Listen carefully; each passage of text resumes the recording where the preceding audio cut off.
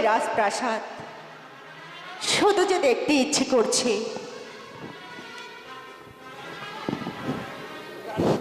রানী, এই রাজমহলটাকে সাজিয়ে রেখেছে তুমি জানো রানী?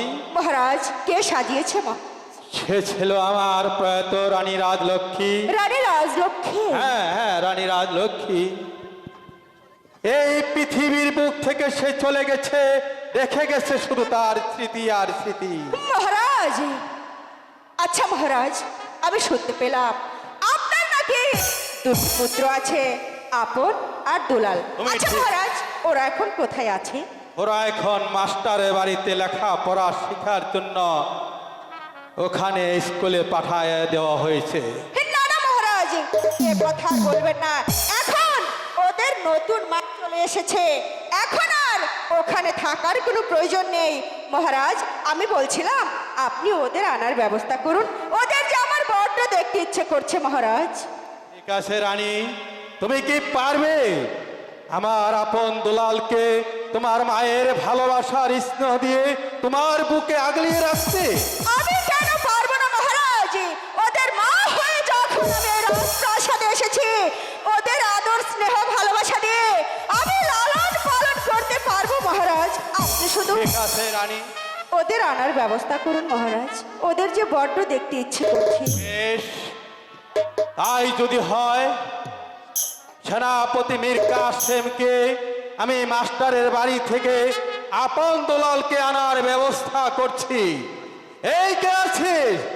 সেনাপতি মীর কাসেমকে দরবারে পাঠিয়ে দে। মহারাজের জয় হোক, মহারাজের জয় হোক।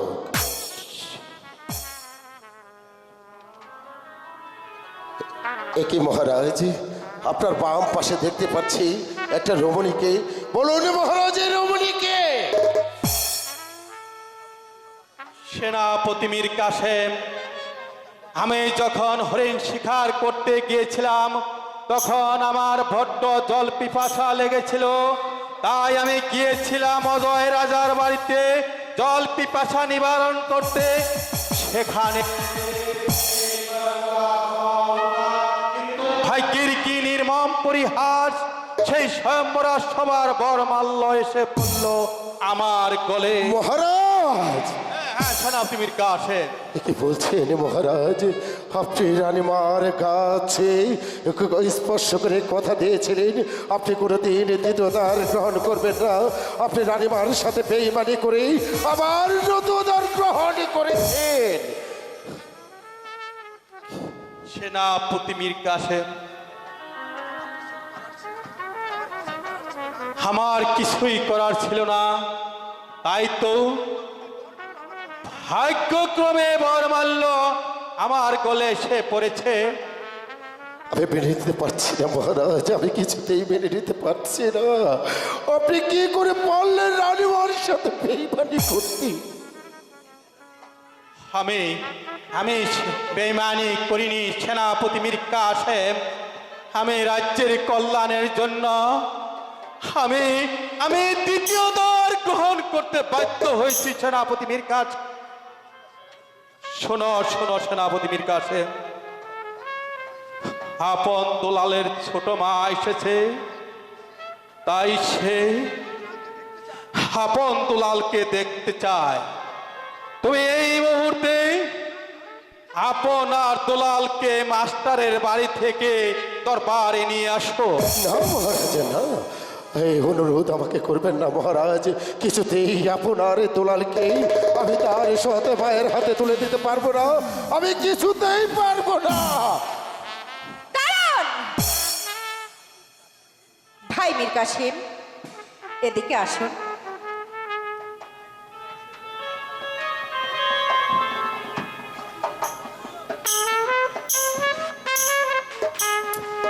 ছোটবাবু, আমাকে আমাকে ভাই বলে সম্বোধন করেছেন। একদিন ঠিক এভাবেই রানীমা আমাকে ভাই বলে তার এই প্রাসাদে আমাকে স্থান দিয়েছিল, তারপর আমাকে এই প্রধান সেনাপতি বানিয়েছিল। আপনিও আজ আমাকে ভাই বলে সম্বোধন করেছেন। হ্যাঁ ভাই, আমি বলছি কি আপনার দুলালকে নিয়ে আসুন। আমি যে ওদের ছোট মা, আমার যে বড্ড দেখতে ইচ্ছে করছে ভাই। আনবো আনবো ছোট রানী, আমি আপনার দোলালকে এনে আমি আপনার হাতে তুলে দেব। আপনি যখন আমাকে ভাই বলে সম্বোধন করেছেন, তখন একটি কথা মনে রাখবেন, এই পৃথিবীর সবাই আপনাকে ভুল বুঝলো, এই মীর কাসেম কোনোদিন আপনাকে ভুল বুঝবো না। আমি এনে দেব আপনার দোলালকে, এই মুহূর্তে আমি আপনার কাছে এনে দেব।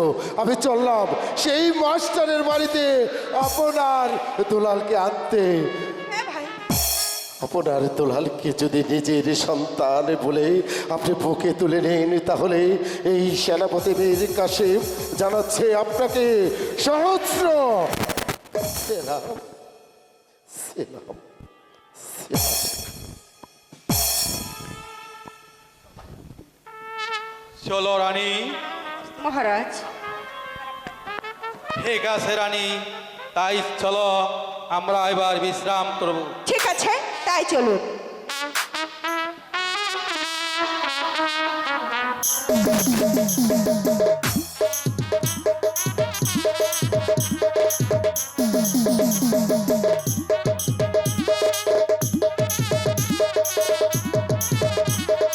এই দাদা, আমার অঙ্ক হয়েছে, তোর অঙ্ক হয়নি।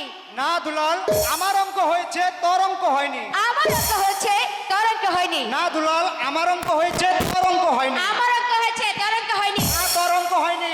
আমার অঙ্ক হয়েছে, তোর অঙ্ক হয়নি। না, তোর আরে অঙ্ক আপন হয়নি। দুলাল, গুরুজি, তোমরা ঝগড়া করছো কেন?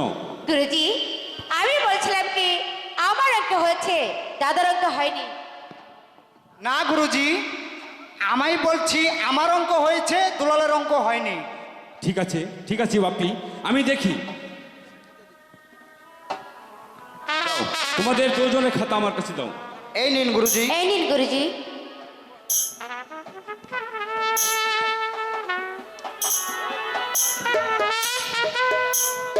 দুলাল, গুরুজি, তোমার অঙ্ক হয়েছে, কিন্তু কি একটু গুরুজি? ভুল হয়ে গেছে।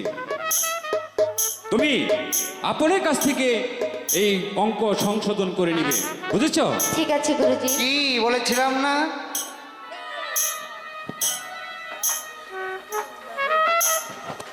গুরুজি, আমাদের কাকা আমাদেরকে রেখে সেই যে প্রাসাদে চলে গেল, এখন তো আমাদের কাছে দেখতে এলো না। মাস্টার আপন দোলাল, এই তো। কাকা, এসে কেমন গেছি। আছেন কাকা? হ্যাঁ ভালো আছি, তোরা কেমন আছিস আমরা বাপি? ভালো আছি কাকা। মীর কাসেম, মাস্টার তোমার মুখটা একটু মলিন দেখছি কেন? এই যে অনেকই দুঃখের কথা মাস্টার। কি হয়েছে, কি হয়েছে মীর কাসেম? খুলে বলো তুমি। তাহলে শোনো মাস্টার, ওই মঞ্চে জং বাহাদুর চক্রান্ত করে চক্রান্ত করে? মহারাজকে নিয়ে গিয়েছিল হরিণ শিকার করতে, সেখানে নিয়ে গিয়ে মহারাজকে আবার দ্বিতীয়বার গ্রহণ করেছে। না, না মীর কাসেম, তুমি থাকতে এ কি করে হলো? বলো। ছিলাম, আমি তো প্রাসাদে ছিলাম, তাই তোর মহারাজ রানীমাকে প্রাসাদে নিয়ে এসে সে আমাকে অনুমোদন করেছে আপনার দুলালকে নিয়ে যেতে। না মীর কাসেম, না। তাহলে বলো, তুমি এখানে কেন এসেছো? মাস্টার, মহারাজের আদেশ, আপনার দুলালকে আমি নিয়ে যেতে এসেছি, তার ছোট মায়ের কাছে তাদেরকে ফিরিয়ে দিতে হবে। না, না মীর কাসেম, না, তা হয় না মীর কাসেম। মীর কাসেম, তুমি কি জানো না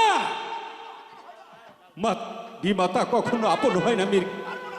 আমি পারবো না আপন দুলালকে যেতে দিতে। কেন অবুঝ হচ্ছ জানো না, আমরা সবাই মহারাজের বেতনভুক্ত কর্মচারী, তাই আমাদের কথা বলতে নেই। মহারাজ যেটা আদেশ করবে আমাদের সেটা তো মেনে নিতেই হবে। তা হয় না, তা হয় না মীর কাসেম, তা হয় না। ওদেরকে আমি এভাবে ছাড়তে পারবো না মীর কাসেম। ছাড়তে যে হবেই মাস্টার, কারণ তুমি জানো ছোট রানী আমাকে ভাই বলে সে সম্বোধন করেছে, তাই তো তাই তো আমি কথা দিয়েছি আপনার দুলালকে আমি তার হাতে তার বুকে ফিরিয়ে দেব। তুমি আর অবধ করো না মাস্টার, তুমি আর অবধ করো না, আপনার দুলালকে হাসি মুখে বিদায় করে দেব। ওরে আপন দুলাল, গুরুজি আজ এই বিদায় লগ্নে তাদেরকে দেবার মতো তো আমার কাছে কিছুই নেই রে, আমি নিঃস্ব। তাই তো এই বিদায় বেলায় আমার এই চাদরখানা আপন আমি তোকে দিয়ে দিলাম।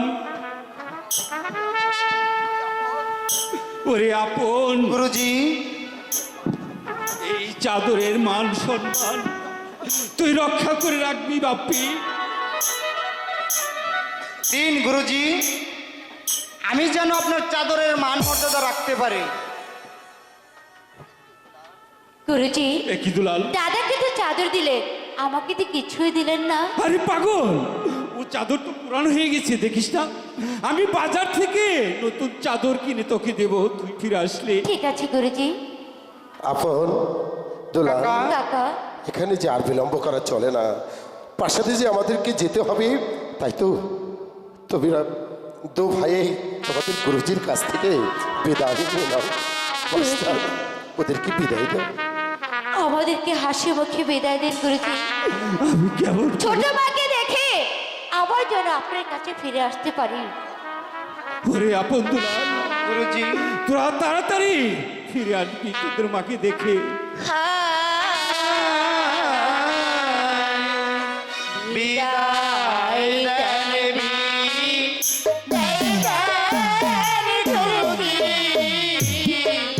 বিদায় দেন ওরে আপন দুলাল, তাদেরকে বিদায় দিয়ে আমি কেমন করে থাকবো বল? আমার বলতে মানছে না রে আপন দুলাল, আমার হৃদয় ফেটে যাচ্ছে। বীর কাশেম,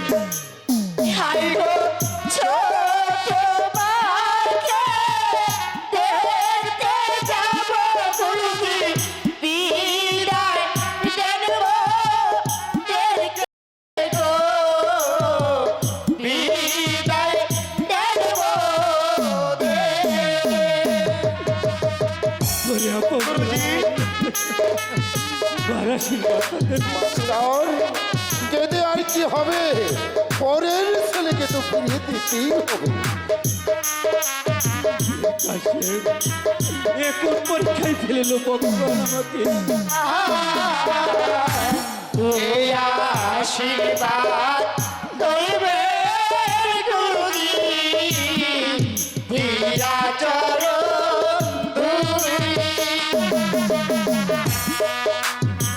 আয় তোরা ভাবি আমার বুকে আয়।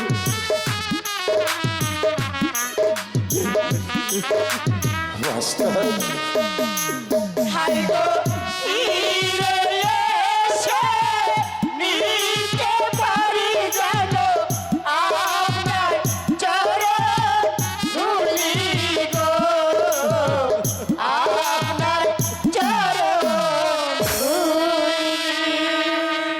চলে আয় আপন। গুরুজি, আমাদেরকে হাসি মুখে বিদায় দিন গুরুজি। আমরা ছোট মাকে দেখে আবার আপনার কাছে ফিরে আসবো গুরুজি। মাস্টার, ওদেরকে হাসি মুখে বিদায় করে দাও। আপন, গুরুজি তাদেরকে ছেড়ে আমি কেমন করে থাকবো বল? আমার যে পাঁজর ভেঙে যাচ্ছে রে আপন দুলাল। না গুরুজি, তোরা অমৃত করে বলবেন না গুরুজি। তোরা তাড়াতাড়ি তাড়াতাড়ি কিন্তু ফিরে আসবি। আমরা তাড়াতাড়ি ফিরে আসবো গুরুজি। হ্যাঁ মাস্টার, আমি তোমাকে কথা দিয়ে যাচ্ছি, ওরা ওদের ছোট মাকে দেখলেই দেখার পরেই আপনার দুলালকে আবার আমি তোমার কাছে ফিরিয়ে দিয়ে যাব। চল আপন, বিদায়। চল তো। বিদায় গুরুজি, বিদায় গুরুজি, বিদায় বিদায়। গুরুজি।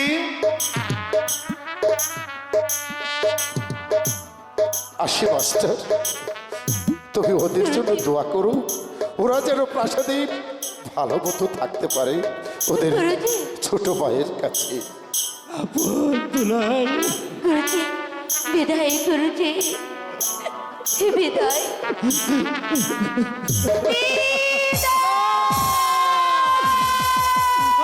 দুলাল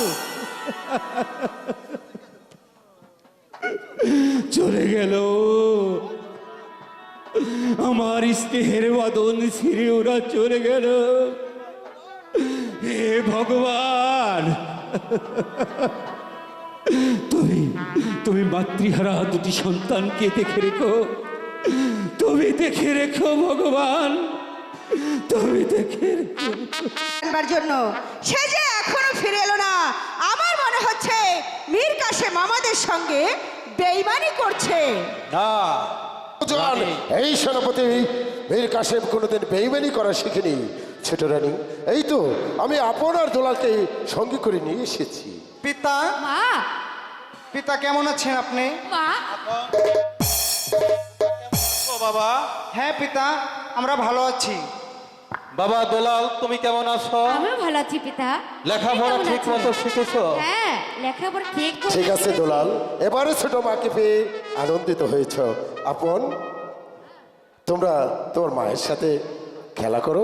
মহারাজ, এবার চলুন আমরা আছে। অন্তঃপুরে চলে যাই। তোমরা একটু খেলা করো, তোমার মায়ের সাথে আমরা চলে যাচ্ছি। দুলাল, দুলাল, তুই মায়ের সাথে খেলা কর, আমি একটু ফুল বাগানটা ঘুরে দেখে আসি। হ্যাঁ, এই মা, তুমি এতদিন কোথায় ছিলে বলো? আমি এতদিন তোমাদের মামার বাড়িতে ছিলাম। মা, আমাকে ছেড়ে তার কখনো যাবে না? আমি আর কখনো তোমাদের ছেড়ে যাব না। সত্যি বলছো? সত্যি বলছি। এবার 3 সত্যি বলো। সত্যি সত্যি সত্যি। মা গো মা, ও গো মা, আমারে বানাইলো তুমি দেওয়ানা। মা গো মা, ও গো মা, আমারে বানাইলো তুমি দেওয়ানা।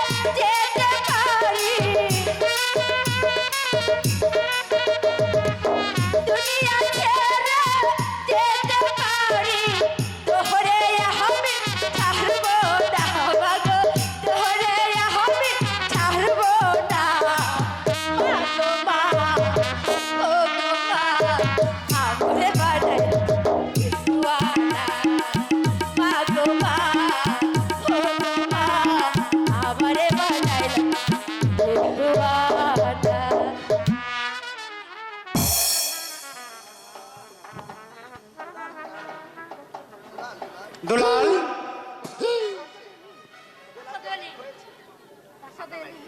প্রাসাদে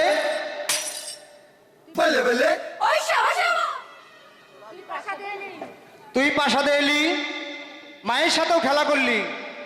এবার চল দুলাল, আমরা গুরুজির কাছে লেখাপড়া শিখতে যাই। এ দাদা, তুই চলে যা, আমি আর লেখাপড়া শিখবো না। না দুলাল, চল যাই। বলেছি তো, তুই চলে যা। হাই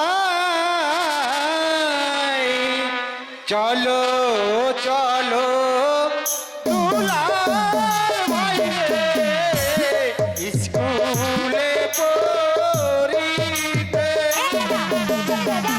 চল দুলাল, চলে যাই, চল।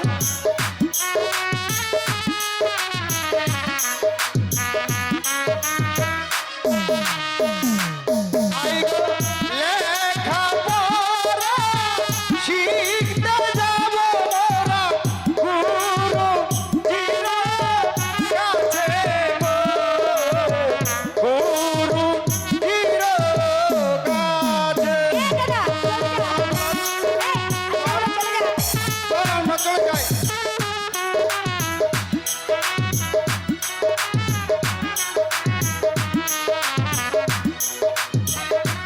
দুলাল, চলে যাই আমরা। যাবো না যাহা বহনা দাদা, স্কুলে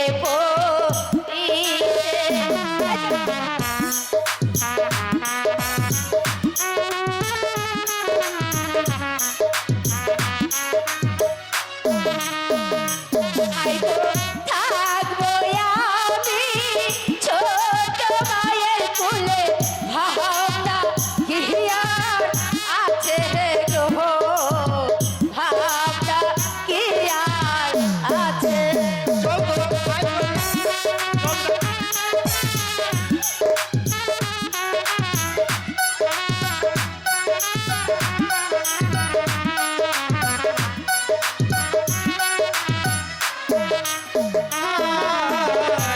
মায়ের আদর, মায়ের চেন্হ,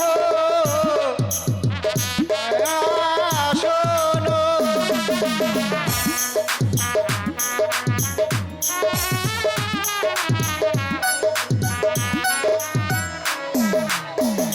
হাই গো, ওই কুলো হতে পারে বিষের সমান। অপমান অপমান অপমান! ও মা, এতটুকু ছেলে নয়, তার আবার এত ড্যামাক! এ দাদা, তুই চলে যা। চল দুলাল, এ দাদা, আমি যাবো না, তুই চলে যা। চল।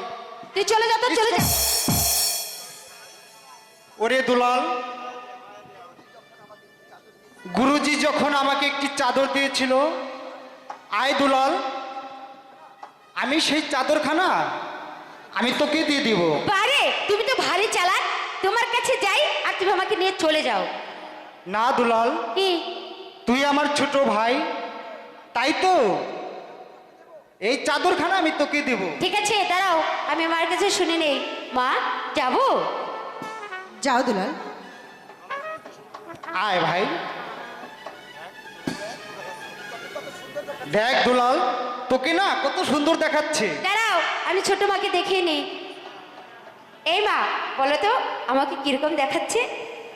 বাহ, খুব সুন্দর দেখাচ্ছে। মা, আর আমাকে চাদর কিনে দিবে তো? আচ্ছা বাবা, আমি তোমাকে নতুন চাদর কিনে দেব। হ্যাঁ দুলাল, কি? তোকে না কচু কিনে দিবে। এই মা, তুমি বলে কচু কিনে দিবে? না না, তাহলে আমি তোমাকে নতুন চাদর কিনে দেব, বললাম তো। দুলাল, তোকে না কাঁচকলা কিনে দিবে। যা, চলে যা। দুলাল, এদিকে আয় ভাই, তুই আমার ছোট ভাই না? তুই তো আমার অনেক আদরের ভাই, তাই না? তুই মায়ের কাছে থাকবি ভাই, ঠিক আছে? ঠিক আছে ভাই, তুই মায়ের কাছে থাক। হ্যাঁ, তাহলে আমি চলে যাই ভাই। চলে যাও, চলে যাও। যাবো? আরে যাও। সত্যি যাবো? আরে যাও না। গেলাম কিন্তু। যাও। গেলাম। এই, দাদা, ছোট মা!